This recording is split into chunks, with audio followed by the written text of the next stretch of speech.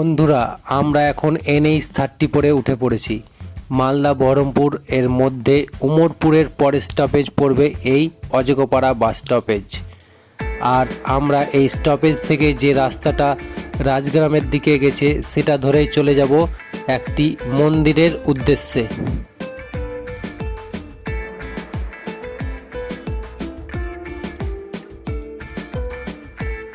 সুপ্রভাত বন্ধুরা, তোমরা সবাই কেমন আছো? আশা করি তোমরা ভালোই আছো। আজ বুধবার, আমি বেরিয়ে পড়েছি তোমাদেরকে একটি প্রাচীন সুন্দর মন্দির দেখানোর জন্য। কি অপরূপ গ্রাম্য দৃশ্য তা ভাষায় প্রকাশ করা যাবে না। চারিদিকে শুধু ধান ক্ষেত আর ধান ক্ষেত। মানুষ কত দূর দূরান্তে তীর্থস্থান ঘুরতে যান, কিন্তু আমাদের বাড়ির আশেপাশে কত তীর্থস্থান আছে তা আমাদের কাছে অনেকেই অজানা। আর এই সব রত্নভাণ্ডার আপনাদের সামনে আজ সুন্দরভাবে তুলে ধরব, দেখবেন খুব ভালো লাগবে।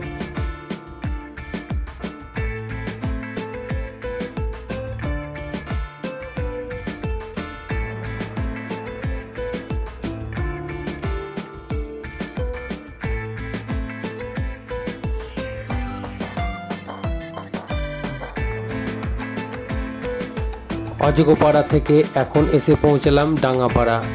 আর ডাঙ্গাপাড়া থেকে বাঁদিকে যে রাস্তাটা গেছে সেই রাস্তা ধরে মাত্র 2 কিলোমিটার গেলেই পৌঁছে যাবেন সেই মন্দির।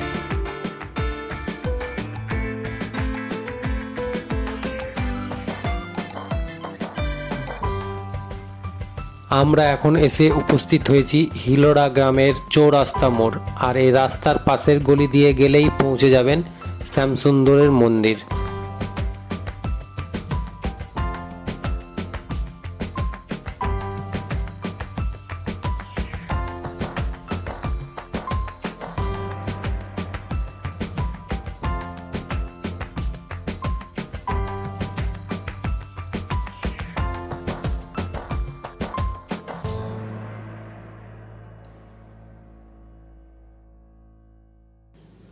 এখন আমি চলে এসেছি মুর্শিদাবাদ জেলার রঘুনাথগঞ্জ শহরের খুব কাছাকাছি সুতি 1 নং ব্লকের হিলোড়া গ্রাম। এই গ্রামেই রয়েছে সব্যেশ্বর, বলরাম ও মদন মোহনের আরেক ভাই শ্যামচাঁদ বা শ্যামসুন্দরের মন্দির।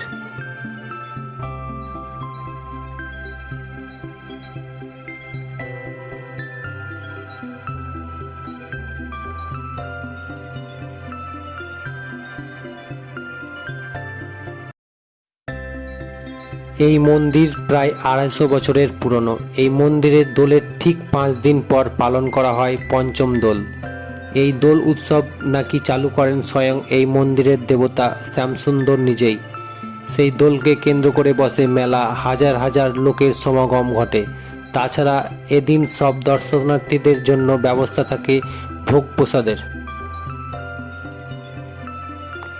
কার্তিক মাসের শুক্লপক্ষে একাদশী ব্রত করে শ্যামসুন্দর দেব যান এই গ্রামেরই বনবিহারী মন্দিরে। তারপরে একে একে বিভিন্ন এলাকা, বিভিন্ন মন্দির ও ভক্তের বাড়ি বাড়ি ঘুরে বেড়ায়, কিন্তু পঞ্চম দোলের সময় আবার ফিরে আসে এই মন্দিরে। মুর্শিদাবাদ জেলার ঔরঙ্গাবাদের ঠিক কাছেই বাজিতপুর গ্রামে 3 ভাইয়ের সঙ্গে থাকতেন এই শ্যামসুন্দর। শ্যামসুন্দর দেবের তার 3 ভাইয়ের সঙ্গে ওখানে বনিবনা হতো না, তাই তিনি একসঙ্গে থাকতে চাননি। 1168 বঙ্গাব্দে কোনো একদিন তার ভক্ত রামজীবন মহন্ত দাসকে শ্যামচাঁদ দেব স্বপ্নাদেশ দেয় তার মন্দির স্থাপিত করবার জন্য। রামজীবন মহন্ত তার কথা মতো মন্দির নির্মাণ করেন। তারপর থেকেই শ্যামসুন্দর দেব এই মন্দিরে বিরাজমান। এখন চলে এসেছি একদম শ্যামসুন্দর দেবের গর্ভগৃহের সামনে। আর শ্যামসুন্দর দেবের মন্দিরের সামনে আছে বিশাল নাট মন্দির। আর এই নাট মন্দিরে ভক্তরা সব কীর্তন করেন। শ্যামচাঁদ দেব ভক্তের বাড়ি গিয়েছিলেন, সেই জন্যই আপনারাকে তার দর্শন করাতে পারলাম না।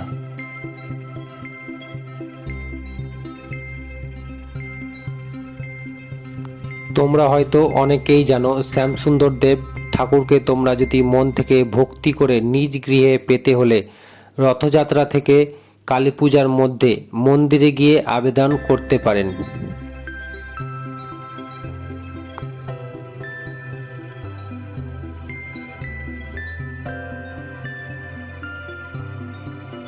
এই মন্দিরের পেছনেই আছে গ্রামের একমাত্র দুর্গা মন্দির।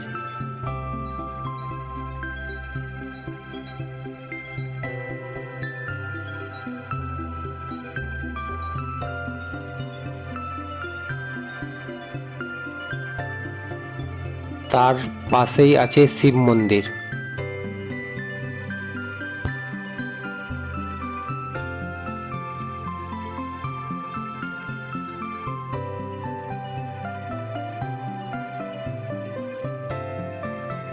এই মন্দিরে রথযাত্রা উৎসবও পালন করা হয়, আর সেই রথ এই মন্দিরেই রাখা রয়েছে।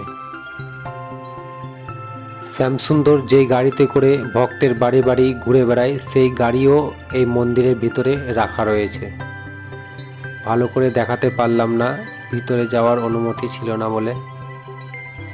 মন্দিরের ডান দিকের দরজা দিয়ে বেরোলেই দেখতে পাবেন একটি বিশাল দিঘি। আজ এই পর্যন্ত। ভিডিওটা শেষ পর্যন্ত দেখার জন্য ধন্যবাদ। তাহলে বন্ধুরা বলো, ভিডিওটা কেমন লাগলো? যদি তোমাদের এই ভিডিওটা ভালো লেগে থাকে তাহলে একটা লাইক কমেন্ট করে দেবেন। আর আপনি এই চ্যানেলের নতুন সদস্য হয়ে থাকলে তাহলে চ্যানেলটি সাবস্ক্রাইব করে দেবেন। আপনাদের একটি লাইক আমাকে অনেক উৎসাহিত করবে।